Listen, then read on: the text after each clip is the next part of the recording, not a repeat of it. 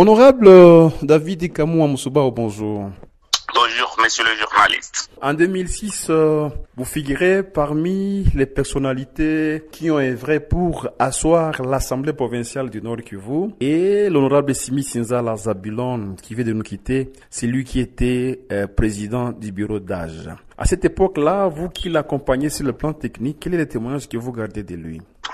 Merci beaucoup. Avant de répondre à votre question, permettez-moi d'abord d'adresser mes condoléances les plus sincères à l'endroit de la famille biologique et professionnelle de l'illustre disparu. Et je cite l'honorable Simi Sinzala Zabulo, d'heureuse mémoire. Alors, qu'est-ce que je retiens de mon papa, mon grand-père, Simi Sinzala Zabulo? Vous savez, Simi Sinzala Zabulo, c'est pour moi d'abord un professeur. C'est pour moi un enseignant, c'est pour moi un maître. Et voilà pourquoi nous l'appelions le Socrate Ira, puisque il est péripatéticien. Il était difficile de faire une minute aux côtés de Simi Sinzala sans apprendre une philosophie.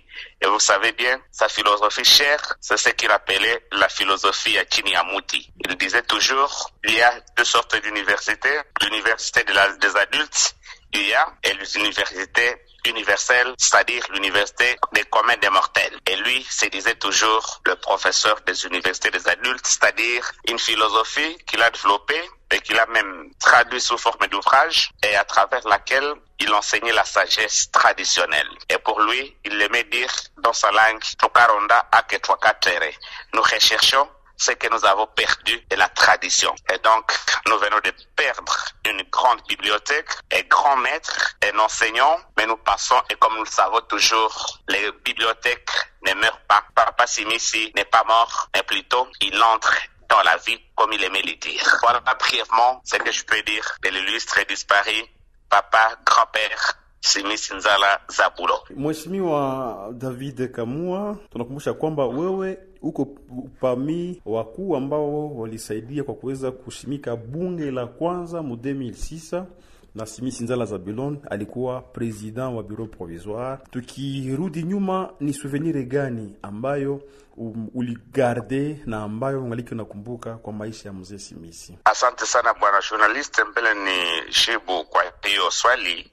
Uniruhusu kwanza nitoe mkono wa pole kwa jamaa ya tate ya papa honorable Simi Sinzala, ambaye sisi tunamkamata kama mwalimu, tunamkamata kama maître, tunamkamata kama mtu ambaye tulikuwa tunamuita Socrate Ira. Socrate Ira jua nini? Kwani mzee Simisi alikuwa mtu ambaye alikuwa anapenda kusema yeye anafundisha filosofia chini ya muti. Filosofia ya chini ya muti alikuwa anasema kuna universite mbili, kuna universite ya waadult, ni ya wale watu ambao hawakusoma lakini wana akili, wana sagesse ya kizalikio, na kuna university ya wale ambao wanaenda kwa masomo. Na ni mtu ambaye alikuwa hajue kusoma na kuandika, lakini aliandika vitabu kupitia sisi wa disciple wake.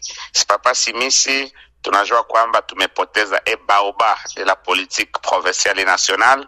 Unajua kwamba alikuwa membre ya Conférence nationale souveraine, alikuwa président wa société civile au niveau national, alikuwa président wa association wa agriculteurs au niveau national, wa wakulima, na tunapoteza leo mtu mkubwa. Lakini kwa gisi alikuwa akisema siku ndakufa musilie, kwani mimi sitakufa, lakini mwili ndio itaenda. Mimi ninajua kwamba nitabakia hai hadi mwisho wa dunia, kwani mwili ndio inakufa lakini mtu hakufi.